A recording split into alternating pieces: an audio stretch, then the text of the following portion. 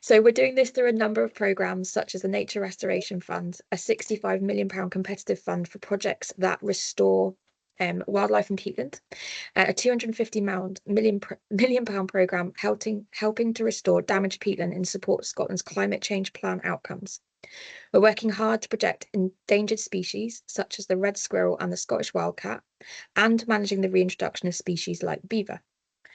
We're also responsible for managing 43 national nature reserves, and you can find out a lot more about what we do on our website. Like other employers in the nature-based sector, we are struggling with capacity, and we always require new and specialist skills to help us deliver on our ambition for nature. However, we don't always get applicants with the skills and experience to hit the ground running.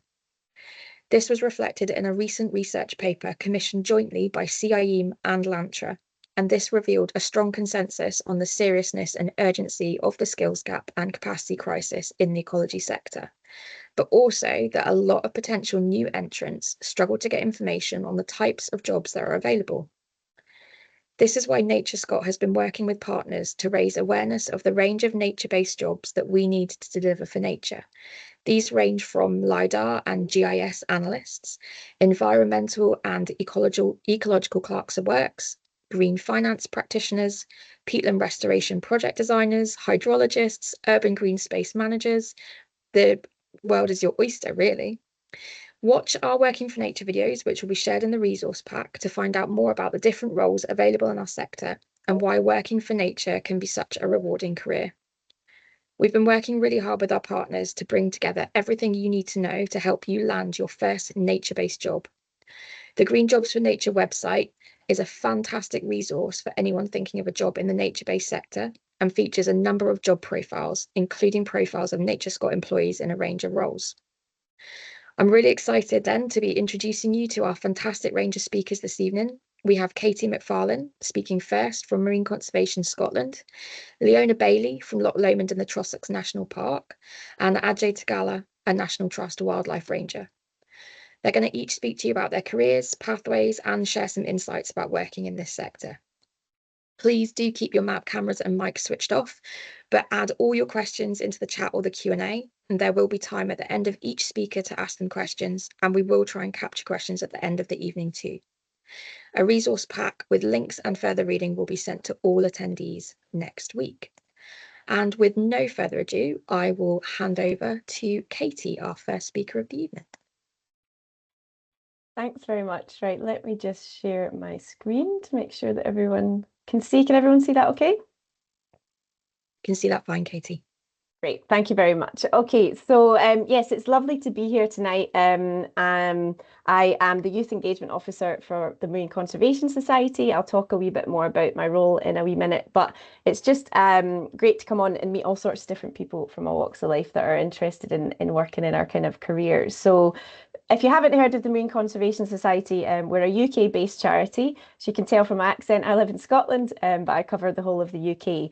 But what I'm going to do tonight is talk a little bit about the organisation, what I do, and then chat a little bit about my career and my route in, because it's quite an unusual one and I think it's good to share stories. So the first thing I'm going to do is just share a short little video that explains a bit more about what we do better than I can.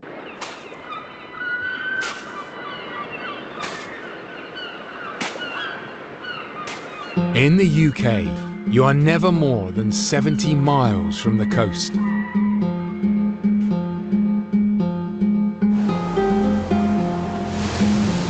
Our seas, our beautiful seas, support so much life. They're just as rich and beautiful as anywhere in the world. But they need looking after. Whose job is it to protect them? Yours? Mine? It's everyone's. But we've taken it on with a passion.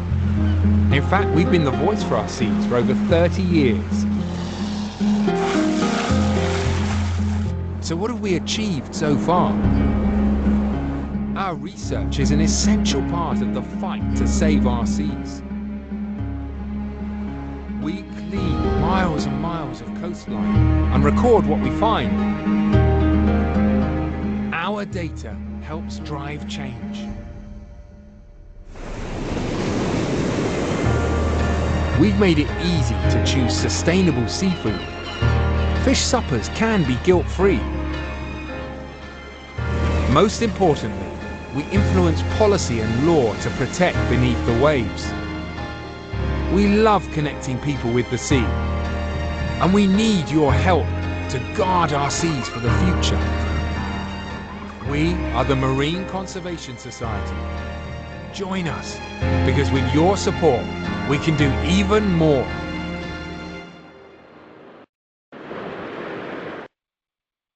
Okay, well, that was a lovely little introduction to the charity by Simon Reeves, TV presenter. But I think more importantly as well, some of these pictures on the next slide are to show you that we're a really lovely, cool bunch of people that work across the whole of the UK. We're a very passionate bunch. We're very approachable. So after this call tonight, if you think of someone that you might want to get in touch with, I will happily put you in touch with them.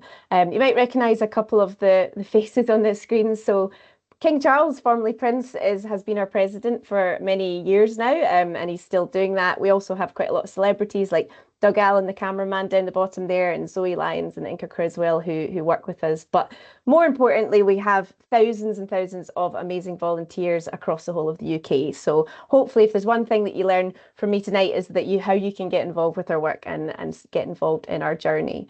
But as I said, there's about 110 of us across the UK, so all sorts of different jobs, which I'll talk a wee bit more about after this. My role is Youth Engagement Officer, as I said, so I'm part of the Learning and Community Engagement team, and I work with 5 to 25-year-olds across the whole of the UK, so it's quite a big job.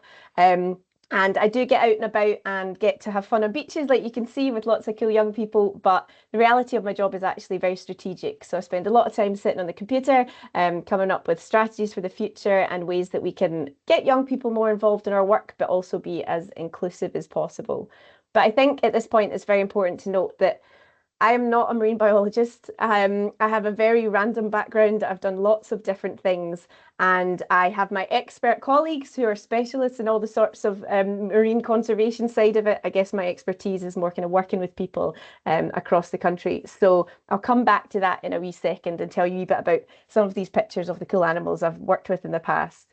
But just very briefly, Simon Reeve introduced our organisation very well there, but I'm sure some of you already know and are studying about our ocean, but this image is quite an important image to me because it illustrates just basically how it's one big ocean. If you look in the centre, you'll see that's Antarctica, that's Australia, Africa. So the idea is if you kind of flattened the Earth out and looked at it, you will hopefully see and agree that it's one big ocean. So I should be saying ocean, not oceans. Correct me if I say it wrongly. And it's just another cool illustration to illustrate that something that you do in Scotland could influence people and animals and the environment on the other side of the planet, because we're all connected. And the ocean is incredibly important to us in general. I'm obviously biased, but it controls our climate. It covers about 70% of the planet. So we joke saying it should be called Planet Ocean, not Planet Earth. It's vital to travel, transportation. If you guys have a car or a fridge in your house, it's probably been built on the other side of the planet in another country and transported by sea. And it's incredibly important, obviously, for livelihoods. A lot of people rely on our ocean to stay alive and to make money. And also, as well, importantly to me, it's very important for our physical and mental well-being. I think you'll agree. But also, even more importantly, we see that every second breath that you take approximately comes from the ocean. It's full of tiny plant-like organisms called phytoplankton, and these produce about 50% at least of the oxygen that we breathe. So as well as being central to the water cycle, these two things, water and oxygen, I think you'll agree, are pretty important for us to live on planet Earth. So just very quickly, some of the areas that we cover are named here. You just have a look at our website. That's the best thing I can suggest. But I'm going to go through a couple of them briefly and then talk a wee bit more about my work. So ocean recovery, for example, one example of this is some of the team here down in Plymouth were working with loads of partners in a 3-year project that was monitoring the effectiveness of marine protected areas. And they deployed some BRUVs or baited remote underwater videos. And I just want to show you a little clip here that I'll try and turn the sound down because it's not needed. This is obviously sped up. The snails are not that fast. But in this imagery and in this footage, we can gather information about how important, for example, this particular seagrass meadow is. With this kind of information, we can then kind of prove what's working and what's not, and how our restoration work is going. So you can see all sorts of cool little anemones and hermit crabs, snails. Oh, there's a cat shark as well coming in there. And I think this is really important to my work to be as inclusive as possible, to allow people who maybe don't go diving and don't see these kind of scenes the chance to explore our underwater world. And another little example of how we work with sustainable seafood is our Good Fish Guide, for example, if you haven't heard of it before. If you do like to eat seafood and you're in your local shop and you're looking at a species in front of you and you want to find out how sustainably sourced it is, for example, you can look on our website or download kind of app version of the Good Fish Guide. Basically, if a fish is rated red, it's unsustainable and we suggest that people don't eat it. If it's orange, it's okay, maybe you're doing okay to eat sometimes. And at green, it means that they're kind of doing okay out in the wild. So we're constantly working. We've got a really amazing team working in our Good Fish Guide team to constantly update this and keep people in check so that they can figure out in their home lives and working lives how to be as sustainable as possible. And obviously marine litter is another huge problem that you've probably seen images like this, particularly in recent years. Plastic has become quite a prominent kind of trendy topic to talk about, understandably, because it never disappears, it just breaks down. But this little clip I'm going to show quickly is just to give you an example of the scale and the level of the problem. These are little microscopic zooplankton that are filtering through the water, trying to find particles of food, and they're accidentally eating what are little plastic threads. So a lot of the clothes that we wear are synthetic and have plastic in them. When they're washed in the washing machine, it goes down the drains, etc. Now, one other thing I just wanted to mention very quickly is pollution isn't just all about physical items. You can see we do a lot of work around forever chemicals, which, as the name suggests, are quite dangerous chemicals that basically never disappear and are always in our environment. And they're in a lot of the day-to-day items that we might use at home. So that's one thing you can do, is kind of look into what you're using and what you've got at home. But one way you can get involved just practically to have fun and get outside is, for example, join one of our beach cleans. And we also do river cleans and source to sea cleans. You don't need to be by the coast. But one of the examples of how important this is, a wee success story, is we run beach cleans to survey and remove litter, but we also collect all the data. A few years ago, we were seeing that there were loads and loads of plastic bags on our beaches. We used this data to campaign for change. And that was part of the reason that carrier bags, for example, have the charge now. And we've seen in recent years, there's been an 80% drop in plastic carrier bags on beaches around the UK. So the data that our volunteers gather is really helping to make campaign for change. And if you look on our website, you can see a few more of our more up-to-date campaigns and things that are going on, which is really cool to get involved in. But one of the ways you guys can get involved, particularly if you are 25 and under, is you could join our Youth Ocean Network, which is something that I run. This is a group of about 160 young people from across the UK, aged 13 to 25. There are opportunities for older and younger as well, but they basically come together to help kind of drive forward our work and just really get involved as much or as little as you want in our work. We do meet up online a lot, which is cool because we can meet people from the north of Scotland right down to the south of England. But the coolest thing is that we sometimes, when I'm running events around the UK, get to meet up in real life and hang out with Doug Allen and do cool things and visit beaches and very cool venues. So it's overall a great bunch of young people. Lots of fun, trying to make it as inclusive as possible, but lots of people that have shared interests and shared passions. And another way you can get involved is, these are 3 young people on the Youth Ocean Network who are all 16 who've come with me to conferences, and they've presented to all the adults in the room about what they need to do moving forward to be more green and blue and sustainable. But just going back very quickly to finish off about my kind of career, I think it's the point of tonight, I guess, is to have some tips and some feedback about how we all got into our different careers, I guess. And as I said, I've got a bit of a random background, which I'll just go into quickly. But I just wanted to start off with this very cute picture, I think, if I say so myself, of a 4-year-old Katie on a beach. When I was young, I was lucky enough to spend lots of time at beaches and outdoors, which I do realise now has really encouraged my passion, and that's why I do what I do. But if I think back to that little girl, I loved dinosaurs, I loved art and music, I wanted to be a paleontologist at one point and also wanted to be a ballerina. And all these things might seem silly, but they are relevant to what I'm going to say in a wee minute. So after all those years and all those different activities and hobbies, what did I go do? I ended up going to university and studying archaeology. So archaeology is the study of human history through prehistory and through excavation of sites. But I've quickly kind of realized that I was much more interested in the environmental side of it and animals. I was trying to make it as much related to animals and wildlife as I possibly could, but still be really interested in the human impact on our environment. But also importantly, while I was at university, I had lots of other interests. So I started volunteering for the RSPB. I started volunteering at Edinburgh Zoo. I'm very passionate about working with young people in particular, so I volunteered in the Children's Hospital, etc. And now, at the time, I just really enjoyed them. But now I look back, I realise that was really vital to my future career path and my skill development, because I was quite shy when I was younger, and all these jobs that I'll talk about have helped me come out my shell. When I graduated, I started working in the National Museum of Scotland in Edinburgh, in engagement, working with people, young people, and all the different people that visited, teaching people about all sorts of different topics. It was an amazing place to work, but I still had that kind of passion for animals and wildlife, was trying to find a way to get into maybe studying another master's, thinking, did I need to do another degree?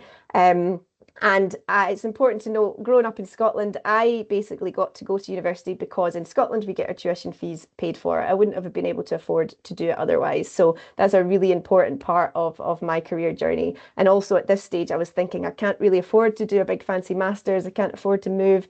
I was really lost and confused as to what to do. I got in to do a few different masters, but I also got accepted to do a course that was being run in Mauritius, the beautiful Indian Ocean island of Mauritius, for 6 months. And so it was a really hard decision, but I decided to spend the money on that. And while I was there, I was working with Durrell Conservation Trust and the Mauritian Wildlife Foundation in line with the University of Kent, and we were doing a postgraduate course in endangered species recovery. So as I said earlier on, I'm not a marine biologist. I worked with lots of birds, lots of reptiles, lots of terrestrial species, a few marine species as well. But it was a lot of hands-on practical work, but also theoretical learning. And I guess the moral of that tale is it was a beautiful location and everyone thinks it looks like this all the time. But what I wanted to put across was it was really hard work. And I'm sure a lot of you on this call tonight have all sorts of cool different experiences you can share in the chat about places you've been. This was very exotic to me compared to Scotland, obviously, but there was lots of camping, living outdoors, really harsh conditions, lots of big spiders and rats and all sorts of beasties running around your bed as you slept at night, outdoor toilets, and yes, that is a lizard in a mug in the kitchen. So yeah, it's not all glamorous, but it was definitely character building and a great experience. So when I came back to Bonnie, Scotland, again, I was trying to find a job, trying to figure out how I could get involved working with. By this point, I'd developed a passion for both children, young people, and working with animals. And so over the next few years, I was very lucky that I got lots of cool jobs in both aquariums and a safari park in Scotland. So I ran the education departments in both an aquarium and the safari park, as I said, and this is where my passion really developed for engaging with young people in particular, but people from all walks of life. But again, those are the cool pictures I'm showing you, but there was a lot of hard work behind the scenes and graft as well. And since then, I've also worked for a lot of children's charities. I've worked a lot with young people with disabilities. So as I said, over the years, I've really developed my passion and my interest and thought, how can I utilize this to the best of my ability? And so the final thing I just wanted to say is, when you guys are all thinking about what you want to do next or where you're going to go, these are some of the things I noted down that I have learned over the years. There's obviously that knowledge in the pieces of paper that you get a degree or you get a master's or you get a PhD, which is absolutely fantastic. But it's that kind of knowledge that you gain and the people that you meet, I think, that is one of the most vital things. I'd gained a lot of practical experience. I have the ability to talk to all sorts of different audiences from all walks of life, and spur of the moment, last minute as well. So these kind of skills, again, are really useful in my current jobs, but I've also managed a lot of people and managed a lot of volunteers. But going back to those kind of voluntary experiences, I realised they're really, really important and vital, I think, to developing the skills that I needed. And again, I developed a real passion for conservation education. So that's only come through all the different experiences I've had. So that's what's ended up in the role that I'm in today. And the one thing I just want to add is, as you probably all know, when you are looking for future jobs or you're looking at organisations like the Marine Conservation Society, we would all love to be out on a boat all day looking for dolphins, but that's not the reality of obviously the job. There's a lot of time on the computer and a lot of time working from home. And these are examples of some of the other jobs that are made up in the huge organisation of all sorts of different people and all sorts of different skills. So just the very last slide is just my little top tips. If you can volunteer, obviously it's difficult to volunteer if you're trying to earn money and pay for your life as well, but I think it's really valuable. Think of what skills you have and celebrate your uniqueness. We've all got different skills we can bring to the table, and really make the most of these opportunities to network like tonight or in person at events. And also the other thing I would say is don't be afraid to change direction if you decide that you want to do something differently. That's what's worked quite well for me, and I think it helps you stand out from the crowd a little bit. So that's the end of my presentation. Thanks very much for listening. Thanks, Katie. That was absolutely brilliant. And I'm not going to lie, I'm really quite jealous of the Mauritius trip. Yeah, it was lovely. If anyone has any questions for Katie, you can pop them into the chat. And like I said, we will try and pick these up at the end. So don't worry, pop them into the Q&A, pop them into the chat, and let us know if you do have any questions. Next speaker we have this evening is Leona Baillie. She's joining us from Loch Lomond and Trossachs National Park. Leona, I will pop you on spotlight for everybody. And when you're ready, if you could share your presentation for us. Okay. Fantastic. Absolutely brilliant.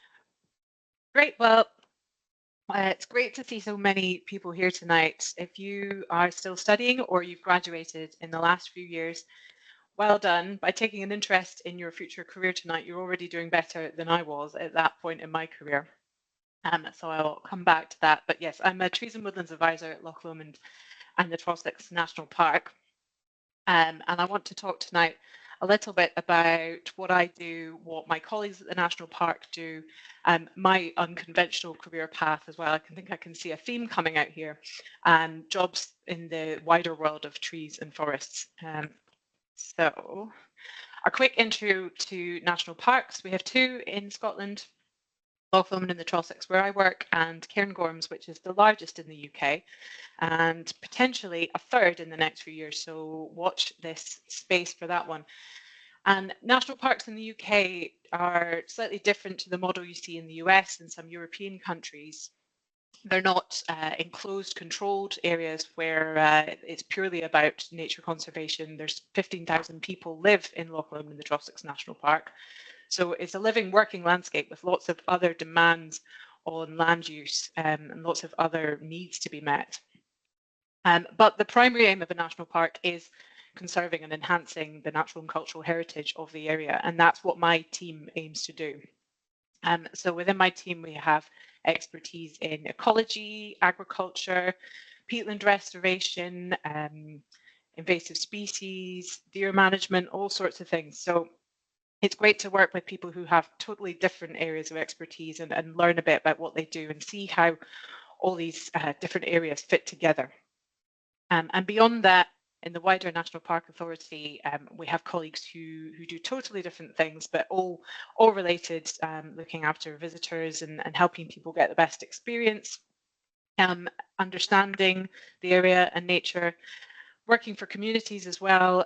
We are the planning authority, so a lot of my colleagues support the planning team in making sure that development is not only good for providing social and economic benefits to local communities, but is also doing good things for nature as well. And also trying to make the park a more sustainable place through the likes of improving public transport throughout the park. And so what's great about this job is working with all these different people with different areas of expertise, and that goes beyond the National Park Authority as well. So feel free to screenshot this slide for a bit of inspiration for some of the other many organisations that we work with. Some of these are also government organisations like the National Park, charities, NGOs. So you may know some of these, some you may know less about. Go and find out about them. Social media is really good these days for seeing a bit more about what these organisations do, and some of them are potential employers. So go and look them up.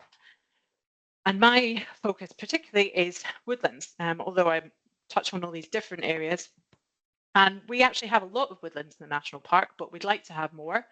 We'd like to have more native woodlands and better woodlands. And by that, I mean restoring the native woodlands that we do have that are not always in the best shape, sometimes due to these two characters in the bottom, the rhododendron ponticum, that's a horribly invasive plant that's a huge problem, not just in the national park, but particularly in the west of Scotland.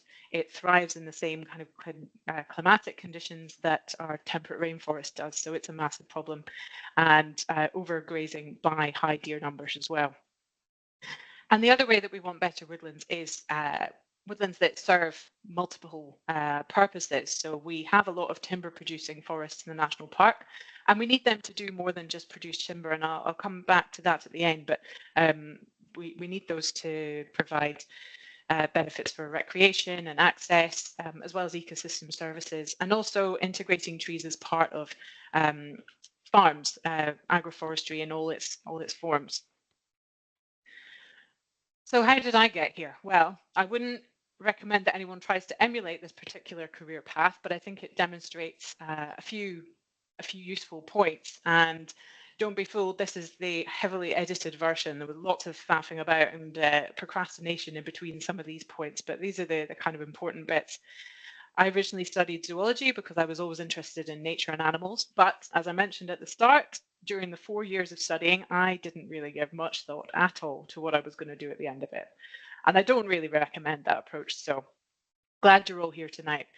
So after a bit of procrastination, my first proper job was actually in the media industry in London, which is as random as it sounds, but that was my first kind of experience of going into a completely new environment, new industry that I knew nothing about and having to learn on the job really fast. So that taught me a lot about picking up those skills and the transferable skills that come with that. But knowing that I wasn't a city person, came back to Scotland, found myself in Aberdeen, and oil and gas was really the only option for me at that time. So I bet you didn't expect to see the words oil and gas or BP in this presentation, but here we are. And that job, editing documents for BP, really helped me develop my writing communication skills. And those are skills that I have used ever since and continue to be really, really useful. So you've been developing that in studying, so I urge you to continue doing that.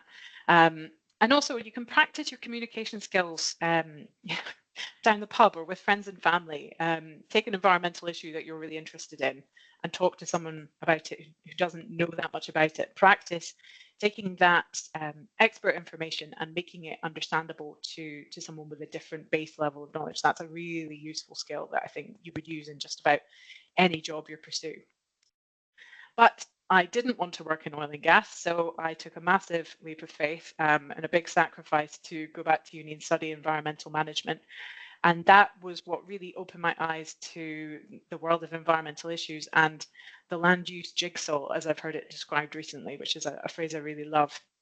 Because that's really what it is, trying to fit together all these different pieces of what we're demanding of the land that we have. And it also opened my eyes to the world of forestry, sort of by accident. I ended up doing my dissertation with forest research, and through working with them, I discovered the breadth and diversity of jobs that exist in the world of trees and forests. And I only wish I had known about it sooner. So that's why I'm telling you about it tonight. I think if I'd known about forestry at school, I've done that from the start.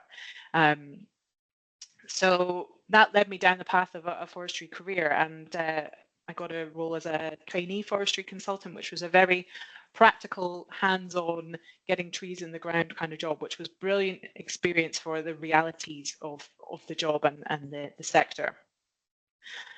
And after that, I wanted to go back to that big picture, which is why I ended up at Loch Lomond in the Trossachs National Park. And that's really what I'm trying to do, because like Katie's picture of there's one ocean, to do anything really meaningful, we have to do it on a landscape scale. Maybe not quite a global scale as the oceans are, but my previous role was very focused on particular projects, individual farms, 2 hectares, 40 hectares, 100 hectares, still, not huge areas in isolation. So that's what I'm trying to do now at the national park, and why partnership working and working with people from all different areas is really, really important. So a bit about forestry jobs. I really believe that there is something to do with forestry and trees for everybody. If you think of the life cycle of trees, there's everything from geneticists breeding more resilient trees or better timber trees, through the whole life cycle of growing trees in a nursery, getting them out on the ground, right through the life cycle to timber production. And we're in a biodiversity crisis, but we are also in a climate crisis that really requires a lot of timber. We import 80% of our timber in the UK. So we're expecting people in other countries to grow those trees for us. And the demand is not going down. And it has a huge role to play in climate change mitigation. Using timber in construction can replace highly environmentally damaging and carbon intensive materials like steel and concrete. And if you think about replacing plastics, so much of the time, plastic packaging we replace with paper and cardboard. So we do need trees. And I think the trouble with forestry is trees work on a very different timescale to humans. So the mature forests that we see now, big square blocks of monoculture, they're the legacy of decisions that were made by previous generations of foresters when priorities were different. They did what they thought was best at the time, and that was producing as much timber as fast as possible. And now we have different ways of thinking, and we demand much more from our forests. We want forests to deliver other ecosystem services, recreation, education, all sorts of other things. And there are loads of ways that you can manage forests in that way, to do more than just produce timber. And so both are important, and we can do both. And that's why I think in forestry it's particularly important to have people come into the sector from other backgrounds. So I don't have a forestry degree, and actually probably most of the people I meet now early in forestry careers don't have that either. They haven't come through that traditional route. And the industry recognises that, and recognises the importance of skills and perspectives from different backgrounds, and having that big picture view, understanding all of the different requirements that we have and all the different things that need to be factored in, I think is really important. So I think there's huge potential there for people with those transferable skills, and do not underestimate those transferable skills. The last important thing I'll say is I recently spoke to a mentor of mine who hired me in that consultant role, and he said he was choosing between me and someone who had a forestry degree but less work experience, and he knew that he could teach me the forestry stuff, but not necessarily teach someone the project management, communication, the people skills, organizational skills. So don't underestimate those, and where you pick those up in other areas and other jobs, it's super important. And definitely highlight those and build on those, and that's what will get you in, because you proved you can learn. So you can learn about forestry, you can learn about land use, you can learn about all these things. So I'll just point in the direction of a few places you can go for a bit more information on careers, especially relating to forestry, and places you can learn as well. And that's me. Thank you. Thank you, Leona. That was absolutely brilliant, and interesting to see how different your career pathway has been to what most people would probably expect from someone kind of working in that role. Annie, I think I saw a question just pop into the Q&A for Leona. Is that right?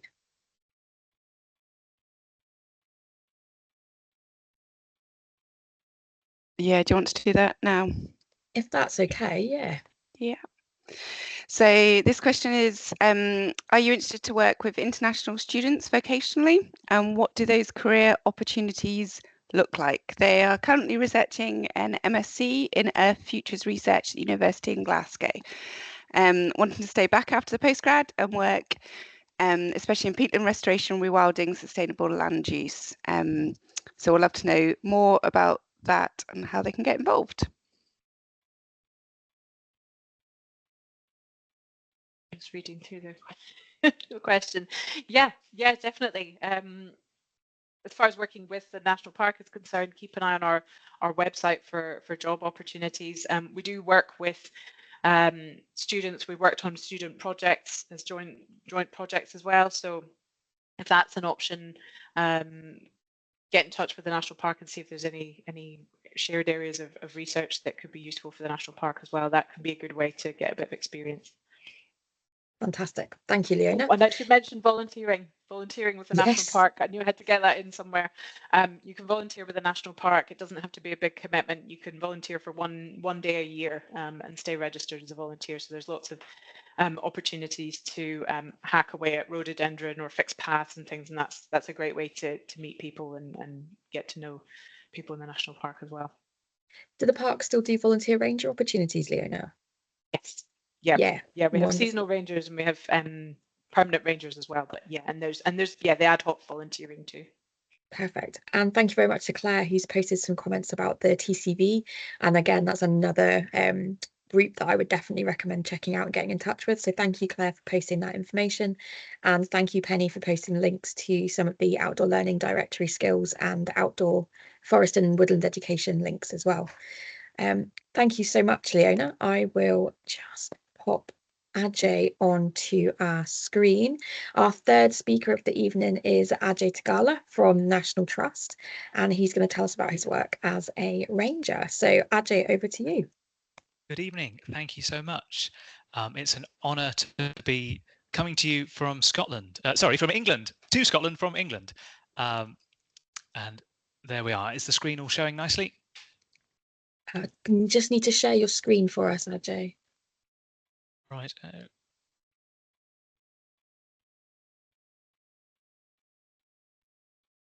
There we are. Perfect. That's brilliant. Marvellous. So yeah, as I mentioned, I'm based in England for the National Trust is who I work with.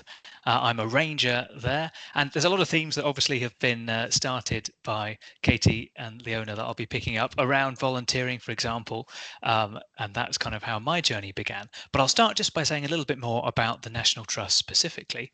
That's our lovely logo there, the oak leaf. Of course, there's a National Trust for Scotland as well, which are a similar but separate organisation. The National Trust was founded in 1895. We're obviously known for looking after stately homes, country estates, that kind of thing. But actually from the very start, it was to preserve places of historic interest, but also of natural beauty as well. So for over 125 years, that's been happening. And the picture there on the left is Wicken Fen in Cambridgeshire, where I work as a ranger currently, which has been a nature reserve since 1899. So one of the oldest nature reserves in England. And so that's kind of where my journey begins, actually. But I'll say a bit more about the ranger role, because it's something that is very broad. And there's me out with a telescope. I was on the coast previously, the Norfolk coast, working there, and kind of seasonal roles out working with seabirds. So that's something I'll pick up on a little bit later as the kind of my journey specifically. But the role of a ranger is very broad depending on where in the country or the world that you're working. But for me, it's been things like monitoring birds in particular, but of course, there's all kinds of other species that have ranger roles associated with them. But also there's a large amount, as well as being about wildlife, as being about people as well, and engagement. And that's a big part. The National Trust is very focused on not only protecting places of importance, but also connecting people to them as well. So that's a big part of the ranger role that not everybody always realizes, but it's as much about people as it is about places, I would say. So just to give you a bit of a flavour, in my specific location here on the East Anglian Fens, a day in the life. The great thing, obviously, about a ranger role is that there isn't really a typical day in the life. It depends what you're doing, and it's never 2 days the same, to use the cliche. But this is a little flavour here of some of my work. On the left, you can see building fences, so practical work, and that is one of the parts of rewilding, essentially.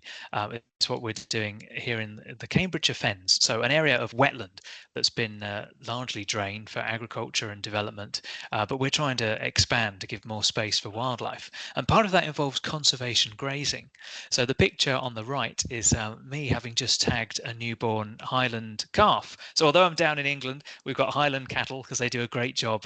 They're obviously used to hardy winters, and they're out 365 days of the year grazing on this large area, several square miles of kind of former farmland that we're trying to turn back to nature. And as much as we obviously love forestry, it's important for fenland that we have areas where actually there's not too much scrub, not too many trees, and rather than manually doing that and the cost of that, we do it with grazing livestock. Why is it important? Well, this comes back actually to peat, because where we are, there's a lot of peat, not the sort of upland acidic bogs, but the lowland calcareous fenland. So much, as I mentioned, has been drained. But what we've done, one of the best things about my job I really enjoy, is this time of year we have a license to flood some of these fields, and then literally overnight you see the wildlife pouring in. There's a photograph, a lovely winter morning, very flat landscape of course, but you get that atmosphere, and just by adding water, essentially you can create that habitat that wildlife benefits from. But also, of course, it's sequestering carbon, so helping to mitigate climate change. So a double win here of space for biodiversity, as well as fighting the fight against climate change. My pathway then, I started as a volunteer. I did a week's work experience with a working holiday. Here's a photograph from that time, out kind of harvesting reed and sedge to be used for thatching. And they said at the start, you'll only do one day here. It's hard work. You'll get cut by the reeds and the sedge. You'll get bitten by flies because it was late summer, and mosquitoes, and you'll not want to come back. But as you can see, that's the end of a week there, and we're all smiling because out in the open air, and the camaraderie of teamwork, working for a worthwhile cause of making a difference for the natural world.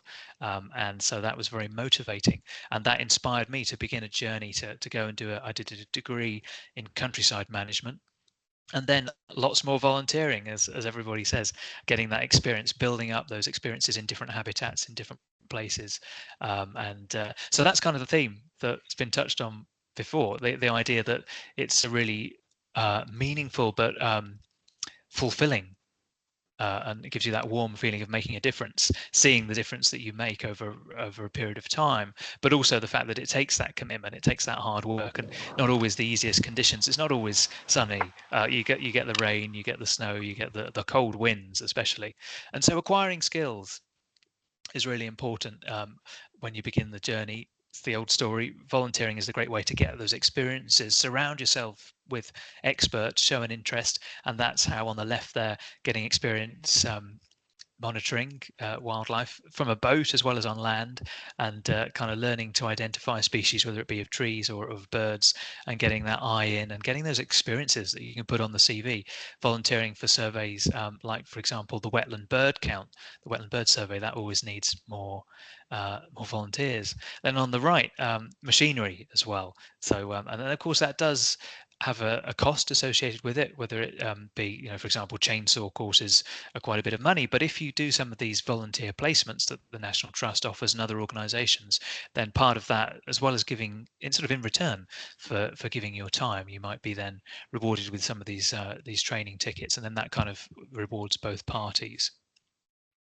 So why I love my job, I hope it's coming across that it's something that I'm very passionate about. And this picture here kind of symbolises it quite nicely, because this is a crane which was extinct in the UK for something like 500 years, but is making a comeback thanks to wetland restoration. They recolonised from mainland Europe in the 1980s, and now they're spreading across the UK and breeding in more and more sites and heading further north.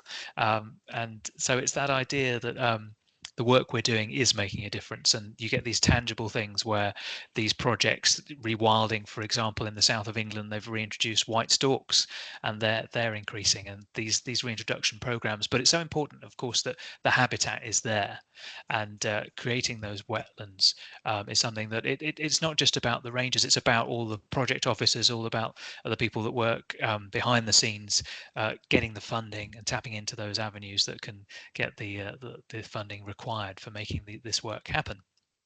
And then you get that reward of kind of all those wet, windy days that you put in. You get to see things like this. But it can be a long time coming. Some of these things are long-term projects. Our kind of journey of rewilding and restoring this landscape is a 100-year journey. So we're never going to see the end point within my whole life, let alone my working life. But do I recommend working in the sector? Of course. And here's a picture. This is us, the ranger team that I work with, kind of dressed up in old clothes to kind of mimic. And this is a nice thing, that this was a scene from 50 years ago we were recreating. And with ranger work is something that it goes back, I suppose, to the Victorian times, post the kind of destruction of all the shooting that went on and collecting, which we've learned a lot from. But that realization that we need to protect and look after these places, and so that kind of has continued for all this time. We're part of this process of caring and making a difference, and so the kind of the core aims stay the same, but obviously over time our means of doing it, our technology improves, and creativity and imagination is so important as well. And so having a diverse group of people from all walks of life. And of course, I've mentioned about volunteering, and I know it's not always that easy financially for everybody to do. And so we're kind of pushing. I didn't mention I'm an ambassador for Green Jobs for Nature, which I'm delighted to be, alongside some fantastic people that are other ambassadors as well. And showing that this career, it takes determination, it takes time and effort, but it's something that should be available for everybody. And the more diversity of thought that we have, then the better, and the kind of creativity that we can use to push forward and reach as many people as possible.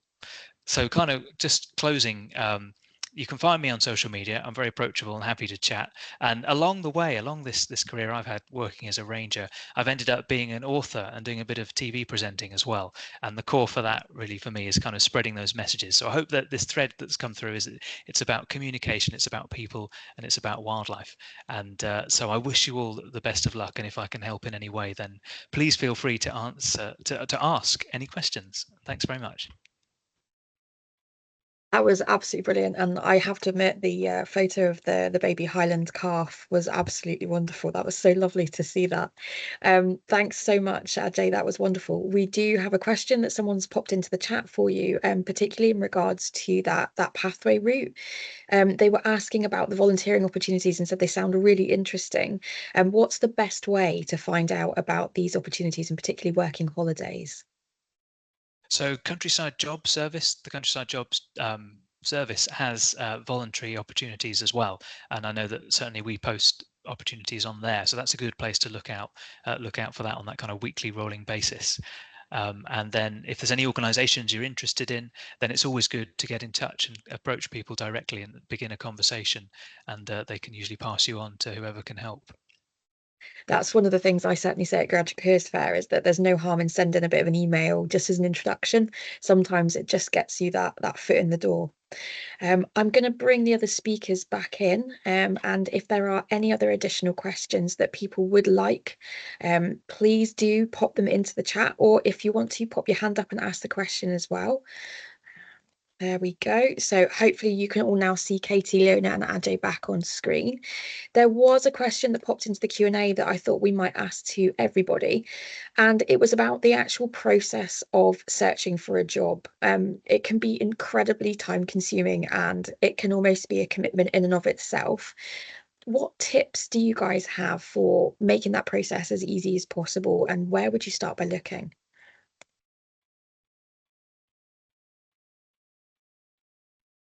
Ajay, will I go to you first for that one? Okay, yeah. Are you all right to just summarize that again as I form my thoughts? Yeah, of course. So they were just asking about the actual process of searching for a job, and perhaps some indications as to where people might be looking. You already mentioned, for example, the Countryside Job Service, and any tips for searching for that first job. Yeah, so obviously the Countryside Job Service, there's environment jobs as well. And I think, as I mentioned before as well, it'll be interesting to hear what Katie and Leona have to add as well. But I think kind of getting your foot in the door with volunteering, or so get talking to people face to face and showing that interest, whether it's picking up a phone call. It's always good to be brave sometimes and pick up the phone and kind of begin that conversation with somebody. But yeah, that's a few points for me to start with. Leona, I'll bring you in. What's your thoughts on that one? Yeah, I had spotted that question as well, and I was having a wee think while Ajay was talking as well. I'd say keep an open mind. So especially when you're at the start of your career, maybe your first job is not necessarily the exact direction or the ideal thing you'd want to go straight for. But I think you will learn something from whatever you do. So take the next best step. Even if you learn, actually, I don't want to do that. I don't want to go down that route. That's really useful information. And look for practical experience, I think, as well, particularly in the beginning. If you can manage to do some volunteering, it's not always easy financially, but if you can do the kind of ad hoc stuff, that can really help. And I think focus on practical experience as well. Yeah, try and that, and emphasize your transferable skills for sure, because you will have them and they are really useful. And Katie, any thoughts from yourself as well? Yeah, just similar to what the other guys have said, but in the chat a minute ago I shared a little document that is just a messy little document that I put together with loads of links and emails that anyone's welcome to look at. Because all the young people that I work with are constantly saying, you know, where can I find jobs? And that document, I can see there's loads of people opened it now. There's so many websites out there. I mean, I think over the years I've maybe learned that there are these general websites, but also go on to actual organizations' websites and stuff. Sometimes they don't advertise them everywhere. But just on a practical level, like Leona was saying, I think the combination, if you're working in conservation, you know, getting out and getting dirty and working outdoors shows that you've got that kind of work ethic and you like it and you enjoy it, but also the balance of the kind of just communicating with people. If you are at an event, or if you just come across someone on LinkedIn or something, you know, just send that little message or say hello, because it's the kind of personality that will come across that will make you memorable. And and so like if someone's looking to hire in the future, they'll say, oh yeah, I remember I met Leona at that event. Someone had asked me a question earlier on as well. Jen, sorry, I said I would answer, and it's similar. I think it was around let me find it. It was around volunteering and the difference I'd mentioned about, like, they said ecological tasks and then engagement. I think, like we've both maybe said, Leona said there as well, if you really 100% want to go into practical conservation, then obviously getting more and more and more practical experience is the vital thing. If you're interested in engagement, do that. But I think in my experience, I'm 36 and I've changed my mind every couple of years about what I want to do with my life. So my advice would be try new things. You might learn that you totally love this new area of work that you hadn't thought about. And I would argue personally that the engagement side is important no matter what job we're all doing, because we all work with people and you have to be able to communicate it to the public or even if it's just virtually like this. So yeah, I think maybe think about what you want to do and try that, and then you can always try other things in the future. There's no quick fix. I totally agree. I'm the same as you. I'm still making my mind up about what I want to do with my life. So yeah, completely understand that. Thank you. There's some amazing questions in the chat, guys. Keep them coming. One I have here, loved hearing about some of the unconventional career paths. I have a degree in filmmaking and currently work within the marketing team for a wildlife charity. I'm looking to change careers. I'm particularly interested in insect ecology and landscape restoration. Do I need a degree or qualification to do this? And if so, what courses would you recommend? Leona, I'm going to go straight to you for that one. You have such a varied pathway. What advice would you give? Well, I can't claim to be an expert on insect ecology, although when I was at Forest Research, one of the specialists in entomology had a degree in fine art. And actually, I think I've seen since then somebody else who's gone into that area had a degree in fine art as well. So there's something about people who are into art or also into insects. So there is a way in. I can check in with her about exactly how she made that transition, because I'm not entirely sure. I think it was actually through museums and pests in museums and art collections. So I know more people than not who have these weird meandering career paths for sure. So yeah, I don't know if I can recommend anything that specific for that particular one. Could you just repeat the start of the question again? Because I got fixated on the insect part. No, so they do have a degree already in filmmaking, and they're working for a marketing team in a wildlife charity. And I think it is just looking at that transition from what they're doing in their existing role into something that's perhaps more focused on that insect ecology, and what sort of steps might they need to think about. Mm-hmm. Yeah, so I appreciate it's not always feasible to do a master's and to take that time out to totally retrain like that. I once in my forestry career did some online distance learning with UHI, the Scottish School of Forestry, and at least at the time they had a system where you could do individual modules, so you could just do 1 or 2 or 3 or however many you could fit around the rest of your life. So might be worth looking into organizations like UHI and see if they can still offer that kind of thing where you can do kind of bite-sized learning. You don't have to give up your job and commit to it full time necessarily. That might be an avenue to look at. That's fascinating. There are a lot of opportunities now to do micro learning and things like that. So that's a fantastic suggestion, Leona. Thank you. There's another amazing question here in the chat, and Ajay, I'm going to put this one to you because they're talking about content. So somebody who's been working on the IT side, previously been a lecturer, technical writer, and they're into content writing. They do want to work for nature, and they are currently volunteering, and they had an opportunity to work as a biodiversity ambassador. Do you think they should think about pursuing a course before they apply for the next opportunity for a job? That's a good question, and it's kind of both elements are really important. It's great that there's that practical involvement that they've got already, and if there's opportunities that open up already, then absolutely follow those. But if you find that you're just needing that little bit more on the CV to help, you've got certain skills, but doing a more environmental specific qualification is beneficial to add to the CV for sure. But definitely keep working with those contacts, and it's so important to communicate, as we've said already, and to kind of use those skills. And that sometimes can be lacking in certain teams that have got the more environmental focus. We've said that obviously it's all about that as well. It's very much focused on that, but sometimes people are less confident at that element. So definitely kind of emphasize the skills you've got already and capitalize on those, and keep going. So best of luck. Thanks, Ajay. Katie, I'm going to come to you next. This is a really interesting one, and we do come across this quite a lot in sort of careers fairs. So are employers interested in having you, if you're in uni doing a degree that isn't perhaps environmentally related?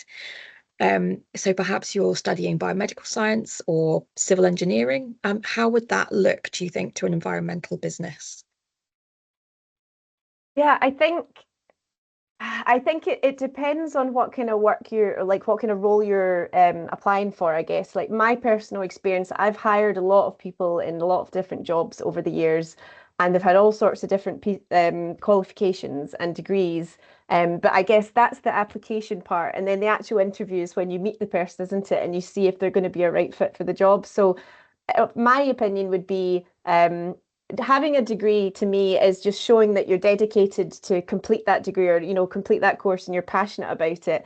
A lot of the staff at the Marine Conservation Society have completely random degrees. I mean, our CEO Sandy is a lawyer, an ex-lawyer, and she's moved into environmental stuff as she got older, so that's the perfect example. So I think I wouldn't worry too much personally about having kind of a really related course, because it is so competitive nowadays. And also another comment in the chat I noticed there was I was the same. I couldn't afford to do a master's. I couldn't afford to go and do all these different courses. So it's really challenging and competitive. But this is where these other kind of opportunities like volunteering or roles or other jobs, like even temporarily. I mean, I think I didn't get my first kind of conservation related job for about 6 years after I graduated. I did a lot of other jobs in between. So it's been a little bit patient, but just kind of taking opportunities as they come. I don't know if that answered it, but I think there's been quite a few comments, as you say, Jen, about different courses. I would argue that you shouldn't worry too much about that, because it's all the other skills that your employers are going to be looking at as well that you've got and what you can bring to the table. Totally agree. And I think that's something that's come through really clearly from the 3 presentations, is the fact that transferable skills and practical skills are as important as that dedication that you demonstrate by having those qualifications from university. Thank you, Katie. I'm just scrolling down through the chat. We're probably not going to get time to get through all the questions, but we are going to keep a note of them all, and we will try and pick some additional answers up when we send the resource pack out as well. I'm going to pick one more out just to finish up for. So we've got a question here. I'm interested in getting into the research, policy and campaign side of environmental organisations. Does any of the panel have any recommendation of ways to get experience in that area, as volunteering opportunities can sometimes be hard to find? Leona, I'll come to you for that one, I think. Yeah, that's a tricky one. I would say possibly in a lot of charities, whatever you can do to get involved in charities, and I guess through networking. And networking is a kind of cringy word, but I think it's like Katie said, just meeting people and talking to people. That's all it really is. So yeah, I appreciate there's not a lot of volunteering opportunities in those. I think and often as well, LinkedIn of all places is actually a pretty good place to stay in touch with these areas and follow the organizations that are involved in these things. So I think that's where to stay abreast of what they're doing, and to find the people that are doing that. And I think it was Katie that said, you drop someone a message and just ask for a bit of advice for people who are in those areas and who are doing those jobs now. And most people are generally pretty keen to help. Brilliant. Thank you. And I'm just picking up again on some of the amazing links that people are putting in the chat. Thanks everyone who's sharing information about further places, further reading. I will go through all of these links and make sure they're all included when we send the information out to you guys next week. The main carry away from me is thank you so much for our 3 speakers this evening. It's been fascinating to hear about your different presentations that you've pulled through, your different pathways to your careers, the different experiences that you've all had, from Mauritius to the Fens in Cambridgeshire to working in the oil and gas industry. And it just goes to show how hard we need to work to attract all sorts of different diverse talent into this industry. So thank you so much for giving up your time this evening to come and speak to us. It's massively appreciated. And thank you to everyone for your really, really engaging questions. It's been a wonderful evening. Thank you all.